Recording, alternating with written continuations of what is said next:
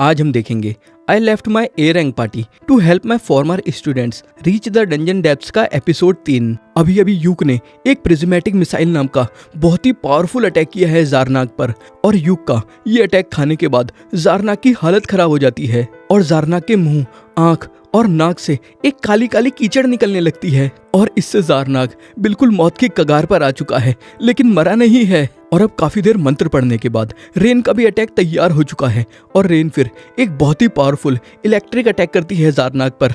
लेकिन ये अटैक खाने के बाद भी ज़ारनाक नहीं मरता और फिर यूक मरीना को अटैक करने के लिए कहता है और मरीना की तलवार पर यूक एक मैजिक स्पेल कर देता है और मरीना भी एक स्पेशल अटैक से ज़ारनाक पर हमला करती है और ज़ारनाक का सर धड़ से अलग कर देती है। और इसके बाद आखिरकार ज़ारनाक मर ही जाता है और यूक फिर कैमरा में कहता है, आप सभी का ये लाइव स्ट्रीम देखने के लिए बहुत शुक्रिया। और इस समय इस लाइव स्ट्रीम को बहुत लोग देख रहे हैं, लेकिन इस चीज से साइमन को जलन हो रही है। और दूसरी तरफ यूक अपना ये अटैक करने के बाद थोड़ा थक चुका है और यूक फिर लड़कियों से कहता है, बाद में मैं तुम सबको लेक्चर दूंगा। तभी रिन कहती है, लेकिन मैं तुमको भी लेक्चर दूंगी क्योंकि तुम हमें यहाँ से भेजकर खुद मरने वाले थे।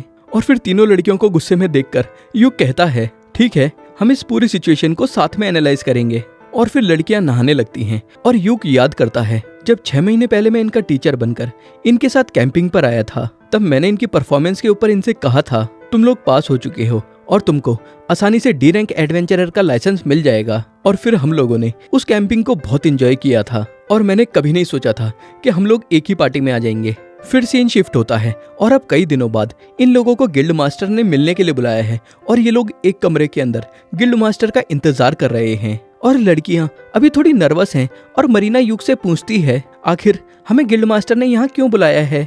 यूक कहता है, ज़ारनाक को हराना एक बी रैंक क्वेस्ट होना चाहिए था, लेकिन एक सी रैंक पार्टी ने उसको हैंडल कर लिया। और जहाँ तक है, गिल्ड मास्टर हमारा ये काम देखकर हमारी तारीफ करेंगे। और तभी गिल्ड मास्टर कमरे में एंटर करते हैं और कहते हैं, इंतजार करने के लिए शुक्रिया। और गिल्ड मास्टर के आते ही ये चारों खड़े हो जाते हैं और फिर गिल्ड मास्टर एक डरावनी सी शक्ल बनाकर कहते हैं, यूक मुझको डिटेल में बताओ कि वहाँ पर क्या हुआ। यूक कहता है, सारी डिटेल्स वही हैं जो मैंने रिपोर्ट करी हैं। फिर गिल्ड मास्टर बेनवुड कहता है, मैं तुम्हारी रिकॉर्डिंग के बारे में तुमसे बात नहीं कर रहा और मैं जानना चाहता हूँ कि इस इंसिडेंट के ऊपर तुम्हारा क्या ओपिनियन है। और गिल्ड मास्टर बेनवुड के इस तरीके से बात करने की वजह से लड़कियां थोड़ी घबरा जाती हैं और यूक कहता है, बेनवुड इस तरीके से बात करना बंद करो और तुम लड़कियों को डरा रहे हो, और अगर तुम सिर्फ मुझसे बात करना चाहते थे तो तुम्हें सिर्फ मुझे यहाँ बुलाना चाहिए था। यूक की ये बात सुनकर बेनवुड हंसता है और बैठ जाता है और बाकी सबको भी बैठने के लिए कहता है। और फिर यूक कहता है, अगर तुम ज़ारनाक के बारे में जानना चाहते हो तो मेरी रिपोर्ट में सारी डिटेल्स हैं। फिर बेनवुड पूछता है, तो तुम्हें क्या लगता है इसके पीछे क्या वजह हो सकती है। यूक कहता है, जहाँ तक है ये एक ओवरफ्लो है और इसकी जांच होना जरूरी है। फिर ममार कहती है, तो ठीक है, फिर मैं जाकर एक इमरजेंसी इन्वेस्टिगेशन क्वेस्ट इशू कर देती हूँ। और मरीना यूक से पूछती है, आखिर ये ओवरफ्लो क्या होता है। यूक बताता है, जब मॉन्स्टर्स किसी वजह से डंजन से बाहर आने लगते हैं तो उसे ओवरफ्लो कहते हैं। फिर बेनवुड कहता है, मॉन्स्टर्स की जिंदगी डंजन के माना से बंधी हुई होती है, लेकिन कभी कभी वो इससे आजाद हो जाते हैं और डंजन के बाहर आ जाते हैं। फिर बेनवुड खड़ा होता है और कहता है, हम इन्वेस्टिगेशन कर लेंगे और इसके अलावा मैं तुमसे माफी चाहता हूँ कि हमारी वजह से तुम इतने बड़े खतरे में गए। फिर लड़कियां कहती हैं, यूक की वजह से हमें ना ही कोई चोट लगी और ना ही हम किसी मुसीबत में पड़े। बेनवुड कहता है, और स्ट्रीम देखकर ये साफ होता है कि तुम लड़कियां भी बहुत कैपेबल हो और अब तुम सी रैंक हो। और स्ट्रीम के अंदर हमने देखा था कि यूक तुमने एक प्रिज्मेटिक मिसाइल नाम का स्पेल किया था और ये स्पेल तुम्हारे अलावा और कोई इस्तेमाल नहीं करता। और मुझे यकीन है कि इस बात का सबको आइडिया है कि तुमने ही ज़ारनाक को मारा है और इसी वजह से मैं तुम्हें कॉन्ग्रेचुलेट करता हूँ क्योंकि आज से तुम एक ए रैंक एडवेंचरर हो। फिर सीन शिफ्ट होता है और अभी बार में क्लोवर पार्टी एंजॉय कर रही है क्योंकि इन सब का प्रमोशन हो चुका है। और फिर यूक पैसे निकालता है और बताता है, हमें इस क्वेस्ट के अच्छे पैसे मिले हैं क्योंकि ज़ारनाक को मारना एक बी रैंक क्वेस्ट माना गया और ज़ारनाक की बॉडी को बेचकर भी मुझे ठीक पैसे मिल गए। और फिर लड़कियां देखती हैं और सही में इस बार तो इन्हें काफी सारे पैसे मिले हैं। और फिर जब सिल्क पैसे गिन रही होती है तब सिल्क को यूक के लिए इसके अंदर एक लेटर मिलता है। और फिर जब यूक इस लेटर को खोलता है तो इसके अंदर यूक को एक प्लेटिनम कॉइन मिलता है और ये लेटर बेनवुड ने भेजा है। और इस लेटर के जरिए बेनवुड ने एक खतरनाक क्वेस्ट पर इनको भेजने के लिए इनसे माफी मांगी है। और फिर पैसे गिनने के बाद सिल्क कहती है, मुझे लगता है कि हमारे पास इतने पैसे हो चुके हैं कि हम अपनी पार्टी के लिए एक बेस खरीद लें। और सेंसे, हम ये सब आपके बिना हासिल नहीं कर पाते और इसके लिए आपका बहुत बहुत शुक्रिया। यूक कहता है, सिल्क तुम मुझे शुक्रिया मत बोलो, क्योंकि मैं इस पार्टी का लीडर हूँ और इस पार्टी के लिए काम करना मेरी जिम्मेदारी है। और ये सब पैसे हमने मिलकर इकट्ठे करे हैं और चलो अपनी ड्रिंक्स एंजॉय करते हैं। और फिर थोड़ी देर बाद रेन यूक से पूछती है, यूक तुम्हारा क्या ड्रीम है? यूक कहता है, मेरा ड्रीम है कि एक दिन मैं एक्रोमेटिक डार्कनेस डंजन के सबसे गहरे फ्लोर तक पहुंचूं।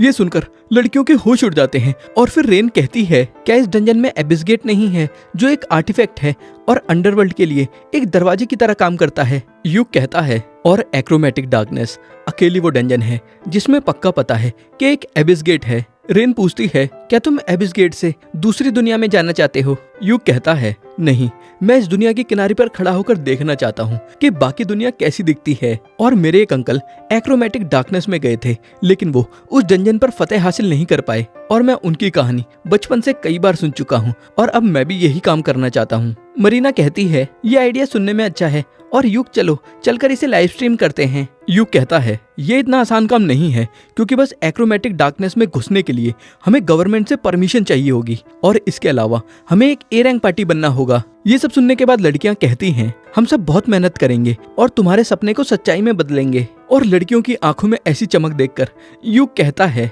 ठीक है, और हम लोग एक दिन एबिस गेट तक जरूर पहुंचेंगे। और फिर एबिस गेट के नाम पर ये लोग चीयर्स करते हैं। और अब अगले दिन बार के अंदर क्लोवर पार्टी की लाइव स्ट्रीम चल रही है और क्लोवर पार्टी इस समय एक मॉन्स्टर से फाइट कर रहे हैं और बड़े ही आसानी से ये सब मिलकर इस मॉन्स्टर को हरा देते हैं। जिसके बाद यूक कहता है, आप सभी का क्लोवर पार्टी की लाइव स्ट्रीम देखने के लिए शुक्रिया। और इस समय थंडर पाइक पार्टी के कुछ मेंबर्स भी बार में ही बैठे हैं और साइमन कहता है, वो यूजलेस इडियट जिसके पास अपने लुक्स के अलावा कुछ भी नहीं है अचानक इतना फेमस कैसे हो रहा है? फिर एक दूसरा मेंबर कहता है, जब से यूक एक लो रैंक पार्टी में गया है तब से उसमें बहुत ऐंठ आ चुकी है। साइमन कहता है, मैंने सुना है कि उसका रैंक ए हो चुका है, जिस वजह से उसका ऐंठना बनता है। लेकिन इस समय मुझे हमारी चिंता है, क्योंकि नए मेंबर्स की घटिया क्वालिटी की वजह से हमारी पार्टी काफी सारे क्वेस्ट में फेल हो चुकी है और नए मेंबर्स में से कोई भी हमारे साथ ज्यादा देर नहीं रुकता। और वैसे इस समय जेमी है कहाँ पर, क्योंकि वो हमसे ना ही ज्यादा मिलती है और क्वेस्ट में भी काफी खराब परफॉर्म कर रही है।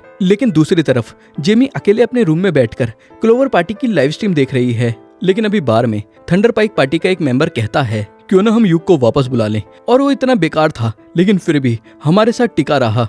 और एक और मेंबर भी कहती है कि जब वो था तो हम इतना क्वेस्ट में फेल नहीं हो रहे थे। फिर दूसरा मेंबर कहता है, उसका हमारे साथ बस पैसों का ही इशू था और अगर हम वो सॉल्व कर दें तो कोई दिक्कत नहीं आएगी। फिर साइमन कहता है, लगता है कि वो हमारे काम का था और अब पुरानी नोकझोंक को बुलाने में ही फायदा है। फिर सीन शिफ्ट होता है और जब क्लोवर पार्टी गिल्ड पहुंचती है तो इन्हें गेट पर साइमन मिलता है और साइमन यूक से बात करने के लिए कहता है और यूक लड़कियों को अंदर जाने के लिए कहता है। फिर लड़कियों के जाने के बाद साइमन कहता है, यूक क्यों ना हम दोनों बार में बैठकर बात करें। यूक गिल्ड में जाते हुए कहता है, मैं अभी अभी डंजन से लौटा हूँ और मैं थका हुआ हूँ। साइमन यूक को रोकता है और थंडर पाइक पार्टी में वापस आने के लिए कहता है, लेकिन यूक इस बात से साफ इनकार कर देता है और लड़कियां गेट पर खड़े होकर इन दोनों की बातचीत सुन रही हैं। लेकिन फिर साइमन यूक से कहता है, मैं जानता हूँ कि तुम्हारा बचपन से सपना है कि तुम एबिस गेट तक पहुंचना चाहते हो और ऐसा करने के लिए तुम्हें गवर्नमेंट की परमिशन चाहिए और इसके अलावा तुम्हें ए रैंक पार्टी का भी हिस्सा होना होगा, इसलिए ये काम सिर्फ तुम हमारे साथ कर सकते हो।